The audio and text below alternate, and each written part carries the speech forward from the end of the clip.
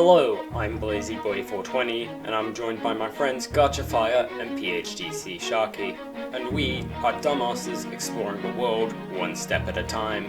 Nothing will stop us in our personal quests. Me just wanting to explore, Malachi wanting to prove his epic gamer skills, and Brian wanting to spread the Christian faith and purge all the heretics that oppose him. Today, our quest brings us to Antarctica. Our goal is to reach the southernmost point on the globe and plant our respective flags just because we can. On the way, we will experience extreme temperatures, dangerous terrain, horror-inducing underwater segments, and the following of one of our comrades. Let's commence.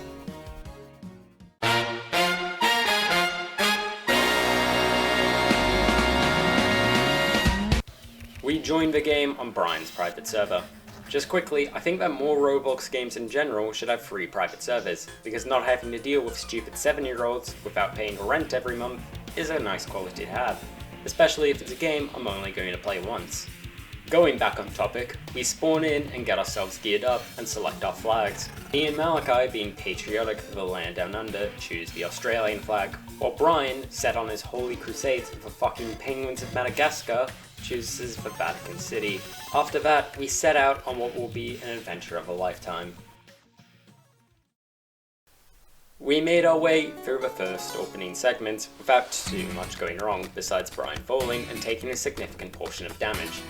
At the waterfall, which we were incredibly paranoid for, we found out Brian's skills for predicting the future. I'm dead. Okay, go. You will come to see that this would eventually ring true.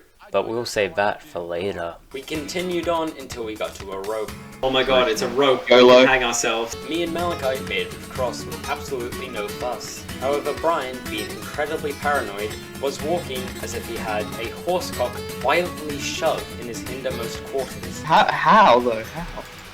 He fell off, remember? He fell off the ladders earlier. And then I also touched a bit of water. Oh yeah, that's the shortcut, I'm pretty sure.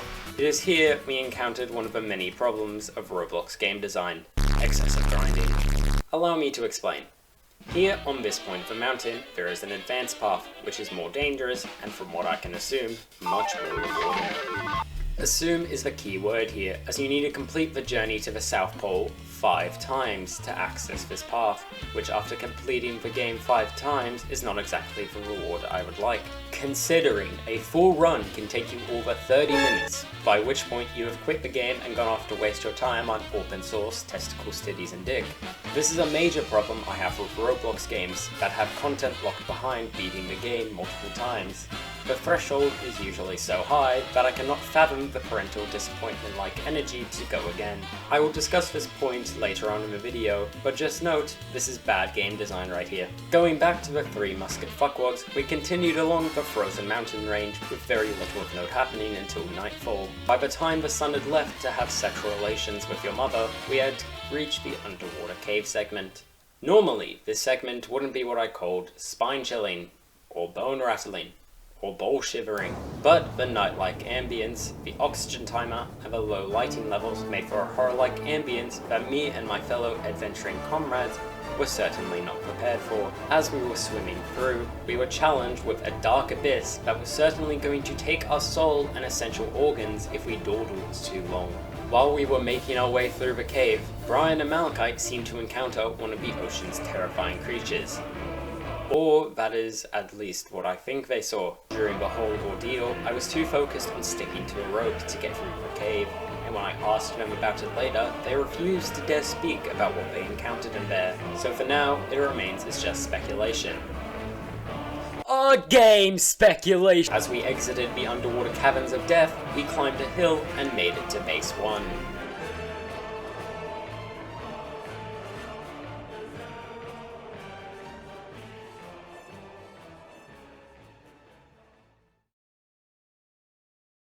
At base 1, we resupplied and slept until sunrise, where we will make our way across the steep mountain range ahead of us and get to base 2. However, during the night, to test if we would respawn at this base under death, Brian decided to commit ritualistic sacrifice in the name of the Pope and respawn seconds later, losing one of his 3 lives. You have 3 lives in this game. If you die on the path, you respawn at your last checkpoint with 1 life gone. Once all 3 leave the mortal plane, you will have to restart all the way from the beginning. Little did we know at this point that Brian had just sealed his fate. Once morning arose, we made our way up the slopes of Mount Vincent, the biggest hurdle thus far in our journey. The mountain is incredibly steep and requires expert parkour skills from a player to leave the mountain with all bones intact. We climbed up without any trouble until we got an avalanche. Yeah, I think Just jumping keep completes it. running. Oh, it's this way. Oh! Oh, don't fucking fall down. Righty. Avalanche. Shit. This should be enough shelter.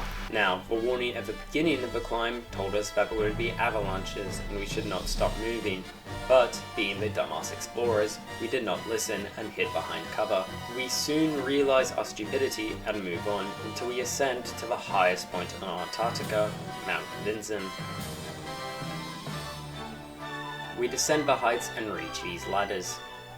That is when this How the fuck are happened. there just a bunch of ladders everywhere? Couldn't they use like something else? No! Oh shit! No! No! Malachi! Keep on going without me. Keep on going without me. I'll died. catch up. No. Oh, Brian as well! No! Forced out the way. Both Brian and Malachi fell from the ladders and died. Their death sent them back to base 1 and left me alone to get to base 2 without any assistance. I salute my fallen comrades and forge along my lonely path.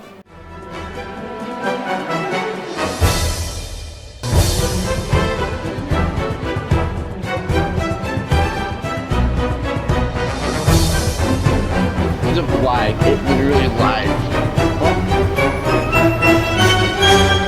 Oh, Okay, it's snowstorm's gone. over. Oh, thank god.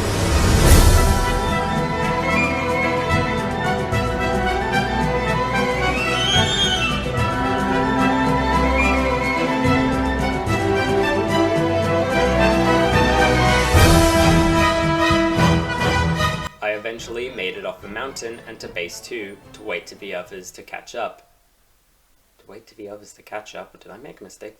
No, that's actually what I wrote. You know what? I'll just leave it in. I can't be fucked. While I was waiting, Brian would die again and use up all 3 of his lives. Fulfilling the prophecy, he spoke at the waterfall.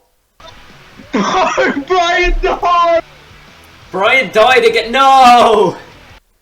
The remaining 2 of us elected to continue on without Brian because, as he put it, we would just be waiting for a dead corpse. I waited a few more minutes until Malachi arrived, and we pressed on, shedding the sorrow of losing a great comrade and defender of the faith.